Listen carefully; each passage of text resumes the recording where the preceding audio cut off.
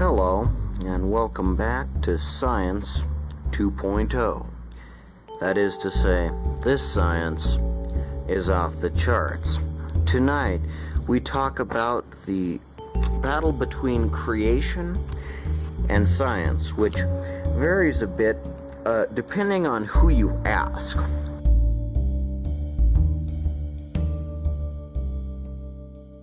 One party, of which I am a member, sees that God created mankind out of mud and then created womankind out of the ribs of man. And this makes far more sense than the other theory, which is that we descended from apes. We're nothing like apes except for the opposable thumbs and omnivorous diet. I mean, for gosh sakes, we're as far away from apes as you can get.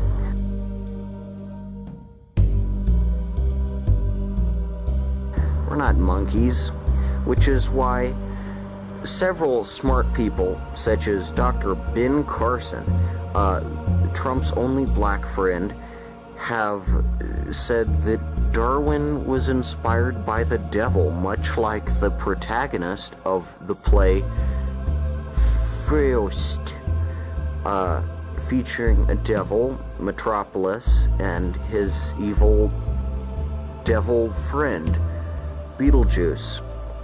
Now, of course, you've got to wonder, really, why would anyone believe in such a ridiculous theory that life arose from various amino acids in the primordial soup? A magical sky father spoke everything into existence. That's how it happens, because everything's got to come from somewhere, and you atheists just want to sin, and you atheists just want to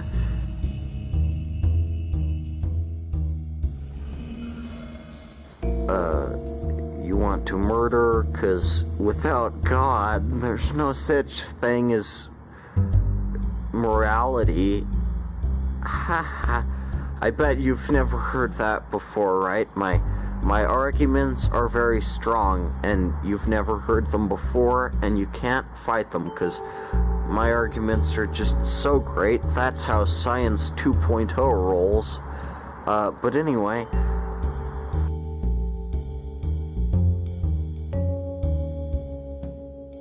as I was saying, the primary trouble with, of course,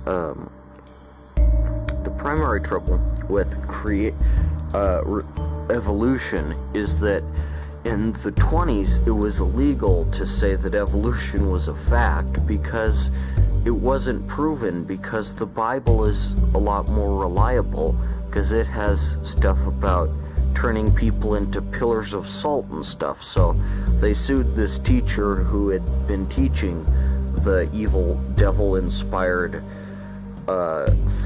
facade of evolution, and this created a lot of controversy. And these days our children are being taught evolution, so please support Trump's programs to let there be Christian schools.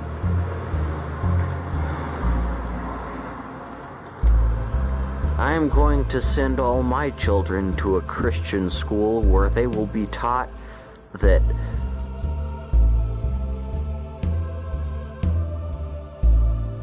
you can stone your slaves to death if you own slaves. I don't own slaves, but I could, because the Bible says it's okay, and whatever the Bible says is okay is okie doke, because the Bible is true.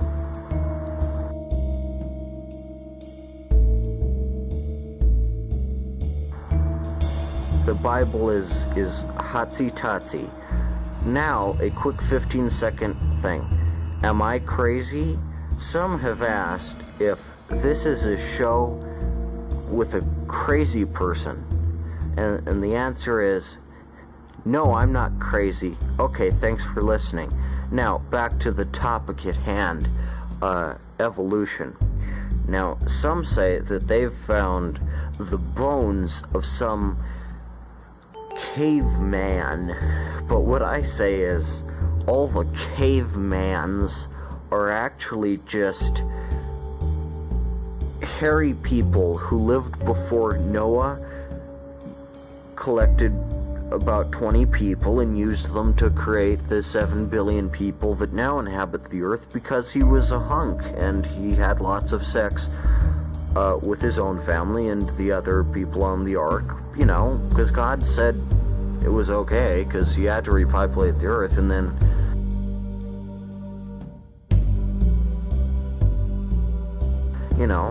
he was kind of like Tom Cruise, but even hotter, so you just couldn't resist him if you were a woman, and you'd say, oh, Noah, gotta repopulate the earth. And then, because Noah's breed was a lot better than the cavemen before the ark happened. Also, dinosaurs are actually dragons in Jurassic Park. That's actually Noah's Ark. They have Noah's Ark on the Jurassic Park, but you can't find it because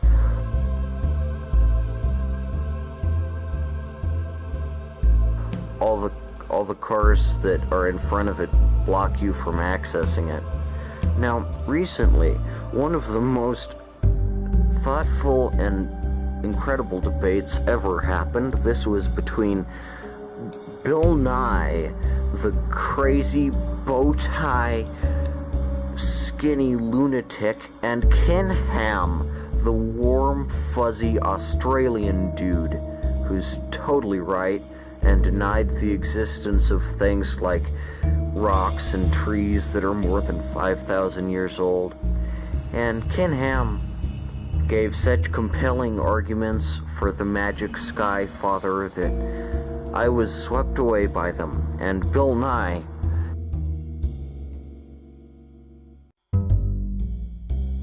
he brought forth barely anything, and so since it was held at the Creation Museum, which is Ken Ham's paradise on earth, I've gone there 7 times, maybe spent $700, it's worth it to Ken Ham, to whatever his God-given brethren are doing, where they have the models of the dinosaurs on the ark, and the Care Bears on the ark, and what do you call them, the Boombas on the ark. Now, of course, Ken Ham is not the only one to debate foolish, fake, non-religion science. Also, Kent Hovind recently battled it out with Aaron Raw, who looks like Leatherface from the Texas Chainsaw Massacre, or an evil Chinese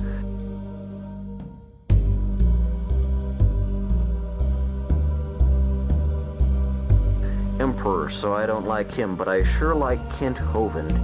He's a smart little Alabama man, and he calls himself Dr. Dino because he knows all about dinosaurs, like that they're just giant chameleons. And he's smart, and I trust people who have gone to colleges, especially PragerU or TrumpU. Either one of those gets an academic pass from me in terms of that.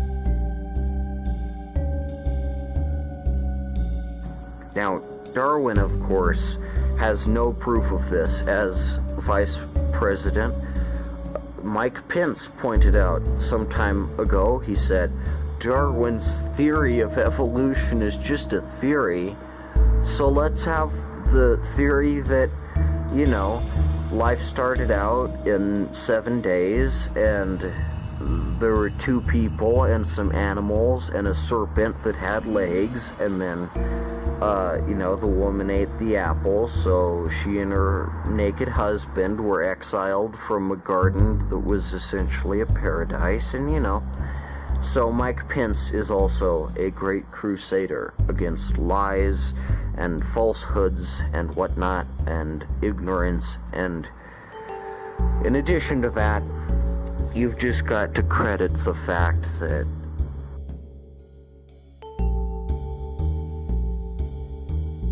we didn't evolve from monkeys, and all animals are the same thing and not the same thing, and the Care Bears are going to come down on the final day of judgment and say, we are Funshine Bear, Fruit Bear, and those who have believed in the lie of evolution and said that bones and layers of rock are valid evidence are now going to be taken to Care Bear Hell, where you will rot along with Care Bear and the Lunchback of Notre Dame. And I think, man, these Care Bears are the great religion. So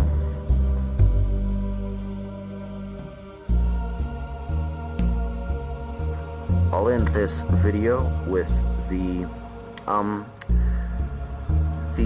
immortal words of one of the most incorrect people of our time, a strong supporter of evolution, which doesn't exist. I'll leave you with the words of Mr.